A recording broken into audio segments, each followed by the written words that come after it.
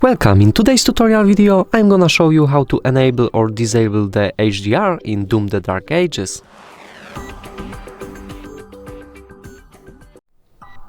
So at first move to the settings, then open the tab where you can see the screen icon on it, then scroll down to the third tab, which is Display Calibration.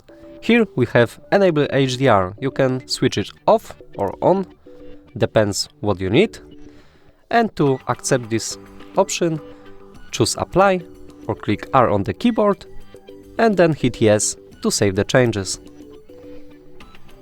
As you can see, I have the hardware that is not supported for HDR. I click Accept. And that's all for today. Leave a comment, like and subscribe to our channel. Bye!